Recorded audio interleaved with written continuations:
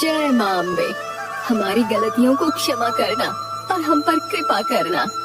तारा बगल में आंख बंद करके हाथ जोड़े खड़ी है। जब माँ प्रणाम करने के लिए झुकती है, तारा एक आंख खोलती है और धीरे से प्रसाद की थाली के लड्डू उठाने लगती है। तारा की माँ बगल से देख लेती है। फिर से प्रसाद चोरी करने लगी। कितनी बार कहा है, भूख बर्दाश्त करना सीखो। कल को शादी होगी तो ससुराल में कैसे निभाओगी? मैं नहीं जानती, आप तो जानती है ना, मुझसे भूख बर्दाश्त नहीं होती। और रही बात ससुराल की, तो माँ अम्बे है ना मेरा साथ देने के लिए। हम दोनों मिलके सब संभाल लेंगे। अम्बे माँ ही तेरा बेड़ा पार लगाएंगी। अब तारा की शादी की विदाई हो रही है। इन्हें अपने पास रखना बेटी, ये हमेशा तुम्हारी सहायता करेंगे। तारा माँ दुर्गा की मूर्ति लेती है और गाड़ी में बैठ जाती है। सुबह तारा तैयार होकर दुर्गा माँ को प्रणाम करते हुए, माता आप तो जानती है कि मुझसे भूख बर्दाश्त नहीं होती, कहीं से कुछ खाने के लिए दिला दो। तभी उसकी नजर कमरे में रखे मिठाई के डब्बे पर पड़ती है। तारा खुशी से आंखें बड़ी करती है। धन्यवाद माँ, आपने मेरी सुन ली। तारा मिठाई का डब्बा खोलकर खाने लगती है। तभी उसकी सास कमरे में आ जाती है। हाय राम, इतनी सुबह खाने लगी, अभी तो घर में किसी ने कुछ खाया नहीं। सबसे पहले तूने ही पेट पूजा कर ली। तेरी माँ तो कहती थी तू बड़ी माता की भक्त है। ये कौन सी भक्त है जो पूजा से पहले पेट पूजा करती है? तारा सिर नीचे करके सब कुछ चुपचाप सुनती रहती है। तभी तारा की जेठानी ये सब सुनकर वहाँ आ जाती है। मैंने तो कही थी ना कि लड़की मोटी है, ये क्या ही घर संभालेगी, पर मेरी देवर जी ने सुनी नहीं। अब खुद ही देख लो। तारा ये सब सुनकर सिर झुकाए रोने लगती है और उसकी आंखों से आंसू बहने लगते हैं। इसकी माँ ने तो कहा था कि इसे खाने का शौक है, पर मुझे क्या पता था कि इतनी सुबह से ही शुरू हो जाती है। अब रो क्या रही है, चल नीचे पूजा करने। तारा, उसकी सास और उसकी जेठानी पूजा घर में खड़े हैं।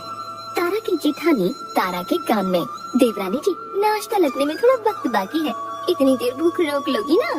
तारा सुनकर चुप खड़ी रहती है। तारा की सास दुर्गा माँ की ओर हाथ उठाकर, बोलो अम्बे मात की जय। तारा और उसकी जेठानी हाथ जोड़कर प्रणाम करते हैं। तारा, आज तो तुम बस फल खाओ, सेहत के लिए अच्छा होता है और वजन भी कम रहता है। अरे माँ जी, इनसे फलों पे कैसे रहा जाएगा? इनकी सेहत तो देखिए, हम दोनों का मिला के है। तारा चुपचाप बिना कुछ खाए बैठी रहती है।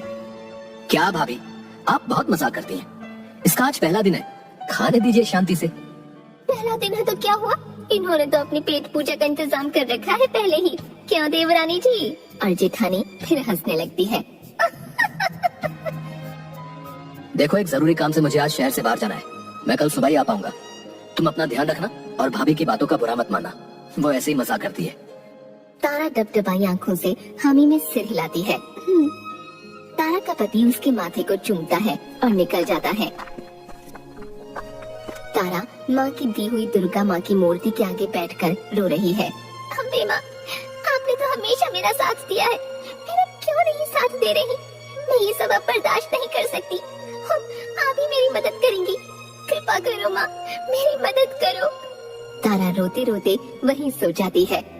तभी एक तेज रोशनी होती है और एक दिव्य आवाज गूंजती है, उठो तारा, अपनी आंखें खोलो। तारा नींद से उठती है और अपनी आंखें खोलती है।